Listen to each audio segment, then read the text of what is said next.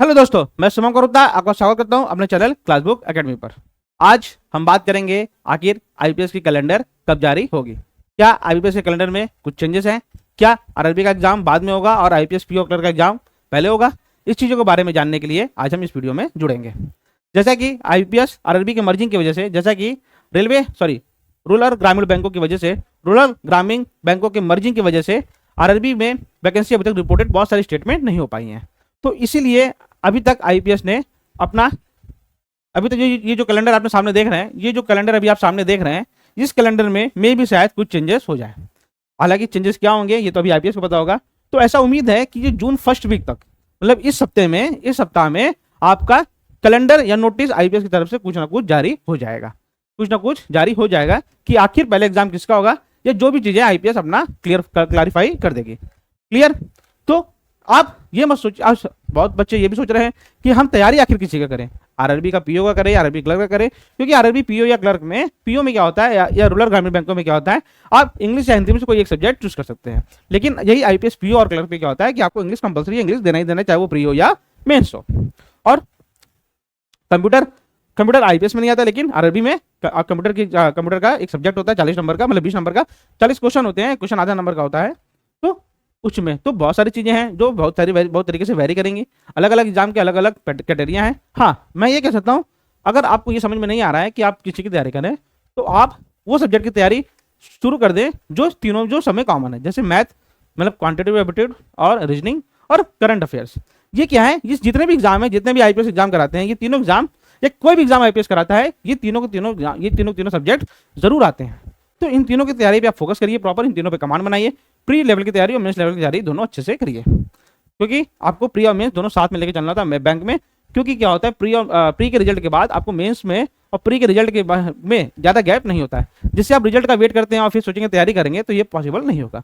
आपको प्री के साथ साथ मेंस की भी तैयारी करनी होगी। अब हम आते हैं अगर अपने अगले टॉपिक, ये है आईपीएस कैलेंडर के लिए। अब जो भी होगा आईपीएस की तरफ से, उम्मीद है कि इस वीक तक आ जाना चाहिए। बाकी अब आईपीएस जाने और हमें केवल मतलब है अभी अपनी तैयारी से आगे बढ़ते हैं। अगला जो हमारा टॉपिक है वो है एसबीआई क्लर्क का रिजल्ट। अगला जो हमारा टॉपिक है वो है एसबीआई क्लर्क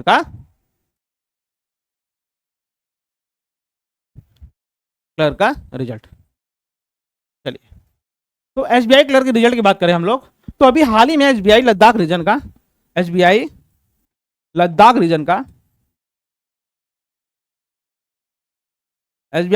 का रिजल्ट आउट हुआ। मेंस का रिजल्ट एसबीआई लद्दाख रीजन का मेंस का रिजल्ट आउट हुआ है। तो अब अभी भी एसबीआई लद्दाख रीजन का क्लर्क का मेंस का रिजल्ट आउट हुआ, जिसका एग्जाम शायद 5 या 7 मई को हुआ था। मतलब सोचिए 15 से 20 दिन में, इन्होंने 20 दिन में जिनका रिजल्ट घोषित कर दिया। जबकि एसबीआई क्लर्क जो कि ऑल रीजन, जो कि ऑल स्टेट का है, वो क्या है 10 या 12 अप्रैल को, 10 और 12 अप्रैल को एग्जाम हुआ था। 10 और 12 अप्रैल को एग्जाम हुआ था, और ये 10-12 अप्रैल का एग्जाम हुआ है। और आज अगर गिना जाए तो लगभग 18 दिन अप्रैल में हो गया, और 31 ये 49 हो गया, और 49 तारीख, मतलब लगभग आज 50वां दिन है। आज क्या है, 50वां दिन है, और अभी तक रिजल्ट के बारे में कोई जानकारी नहीं है। तो अब एसबीआई का रिजल्ट कब आएगा, क्या आएगा, नॉर्मलाइजेशन क्या होगा, किसका इन होगा, किसका आउट होगा, इस चीज़ों के बारे में अभी किसी को पता नहीं है। हाँ, बहुत लोग पैनिक भी हो गए हैं कि मेरा होगा नहीं होगा। रिजल्ट डेली चेकिंग करना, रिजल्ट का डेली चेक करना, हर 2 मिनट 1 घंटे पर 1:30 से 2 बजे तक साइट डाउन होती है, उसके बीच में साइट चेक करना कि क्या रिजल्ट आ गया। तो सभी रिजल्ट आ रहे हैं, लेकिन एसबीआई का क्लर्क का रिजल्ट नहीं आ रहा है, जिससे एसबीआई के जितने भी कैंडिडेट है क्लर्क के, जितने उन्होंने मेंस दिया है, वो लोग पैनिक हो रहे हैं। तो कृपया आप अपने आप को शांत रखिए, पढ़ाई पर फोकस करिए, अपने अगले एग्जाम पे तैयारी पे फोकस करिए, क्योंकि इससे आपका दिन समय और वेस्ट होगा। तो हम आपसे यही अनुरोध करेंगे कि आप अपने पढ़ाई पे फोकस करिए। रिजल्ट तो अब जब आना होगा आ जाएगा, ठीक है। अब हाँ, मैं ये मान सकता हूँ कि ये बहुत ही कठिन काम है कि अपना वेट करना, अपने चांस का, अपना रिजल्ट को देखने में, ये चीज़ें संभावना है, ये ह्यूमन नेचर है, ये स्टूडेंट का नेचर है कि अपने रिजल्ट के बारे में चिंतित जैसा होना। तो ये तो स्वाभाविक बात है, लेकिन फिर भी आप कोशिश करिए कि पढ़ने की ज़्यादा कोशिश करिए, जिससे आपको क्या हो, आपको अगले एग्जाम में अच्छे से तैयारी, मतलब अच्छे से एग्जाम आप दे पाएँ।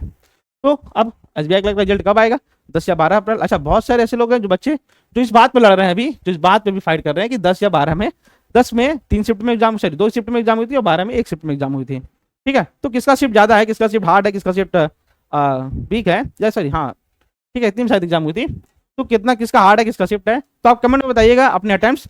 कमेंट में आप क्या बताएंगे, अपने अटेम्प्ट्स बताएंगे, अपने अटेम्प्ट्स की, हाँ सेक्शन वाइज, जैसे आपके इंग्लिश में क्या अटेम्प्ट था, क्वांट में क्या टाइम था और रीजनिंग में क्या टाइम था, और फिर आप बताइएगा कि आपके कितने मतलब लगभग लगभग कितनी एक्यूरेसी है और किस स्टेट से आप बिलोंग कर रहे हो, किस कैटेगरी से।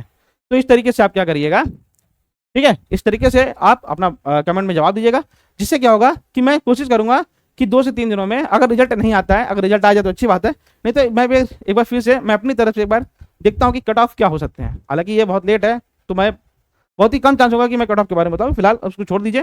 हाँ, अपने आप टाइम जरूर बताइएगा, ठीक है, जिससे मैं हमारी टीम आपको रिप्लाई कर पाए कि हाँ क्या पॉसिबिलिटी आपकी बन पाएगी, ठीक है। और किसी भी गवर्नमेंट एग्जाम, चाहे वो बैंक हो, चाहे वो एसएससी हो, चाहे वो रेलवे हो, चाहे वो यूपी ट्रिपल एससी हो, चाहे वो स्टेट का एग्जाम हो, चाहे वो बिहार बीपीएससी हो, कोई भी एग्जाम के बारे में अगर आपको अपडेट चाहिए तो आप हमारे चैनल